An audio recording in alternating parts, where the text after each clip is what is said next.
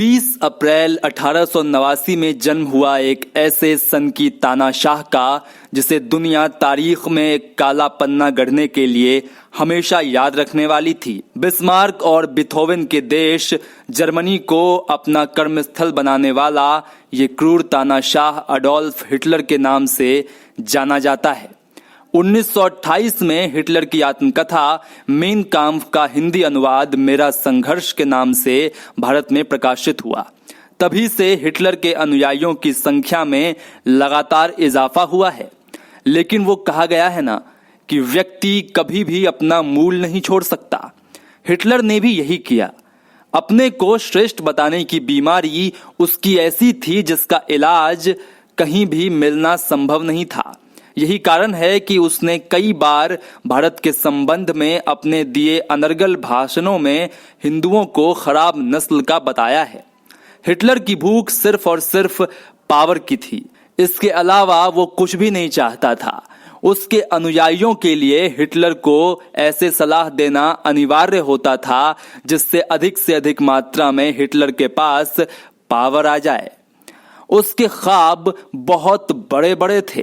वो चाहता था जैसे ब्रिटेन ने आधी दुनिया पर कब्जा कर लिया, वैसे ही उसके नेतृत्व में जर्मनी भी विश्व में सत्ता का केंद्र हो।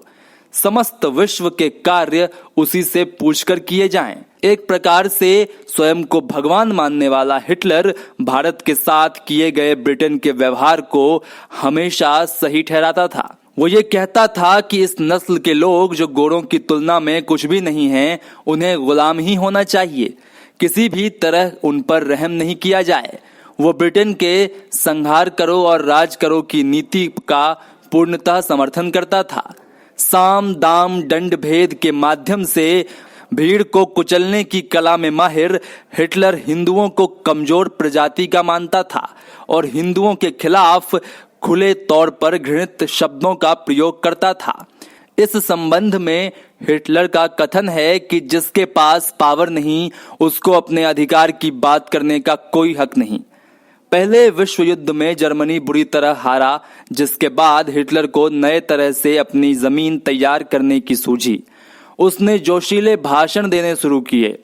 वो कहीं भी जाता तो अपने बोलने के तरीके से सबको आकर्षित कर लेता। लोग उसके साथ होने लगे। एक दिन ऐसे ही एक भाषण में हिटलर ने कहा, सारा मामला ताकत का है। अंग्रेजों के पास ताकत थी, इसलिए वो भारत पर इतने लंबे समय तक राज कर पाए। इसके बाद उसने कहा कि जर्मनी के पास कोई अधिकार नहीं क्योंकि हमारे पास पावर नहीं। उसके इस विचार का उल्लेख उसकी आत्मकथा मेन काम्फ में भी मिलता है। वो लिखता है कि या तो जर्मनी वर्ल्ड पावर होगा या होगा ही नहीं। उसका मानना था कि ब्रिटिश भारत पर इसलिए राज कर पाए क्योंकि वो बेहतर नस्ल के लोग थे, जबकि भारतीय इसलिए गुलाम रहे क्योंकि उनकी नस्ल में ही कोई कमी थी। हिटलर के सलाहकार ने उसको एक सिद्धांत दिया जिसमें यह बताया गया कि घोड़ों पर बैठकर नीली आंखों वाले जर्मन लोग भारत में चले आए जो शारीरिक रूप से आकर्षक और प्रभावी दिखते थे। उन्होंने भारत में आकर यहाँ अपनी योग्यता के अनुसार राज करना शुरू किया और काले मूल निवासियों को अपना गुलाम बना दिया। इसी सिद्धांत में बताया गया कि गोरे लंबे जर्मन लोग सभी नस्लों से श्रेष्ठ हैं और उन्हीं लोगों ने भारत में बौद्धिक ग्रंथों की रचना की। हिटलर के सलाहकार रोजनबर्ग ने जातीय व्यवस्था को लेकर दावा किया कि काले मूल निवासियों से खुद को अलग रखने के लिए आर्यों ने वर्ण व्यवस्था की शुरुआत की थी। लेकिन क्योंकि वर्ण व्यवस्था भी एक समय के बाद कुछ स्तरों पर ध्वस्त हो गया, इसलिए वर्तमान में भारत में कोई भी हिंदू आर्य नहीं बल्कि शक्तिहीन लोगों का एक समूह भर है। एक राजनीतिक रैली में हिटलर ने कहा कि भारत के लोग खुद से चल भी नहीं सकते, अंग्रेजों ने उन्हें चलना सिखाया है। हिटलर मानता था कि भारतीय नीची नस्ल के हैं, इसलिए उन पर किसी भी प्रकार की हिंसा जायज है। तो ये था हिटलर और ऐसी थी उसकी सोच। धन्यवाद मित्रों, ऐसी ही जानकारी के लिए देखते रहें हमारा चैनल।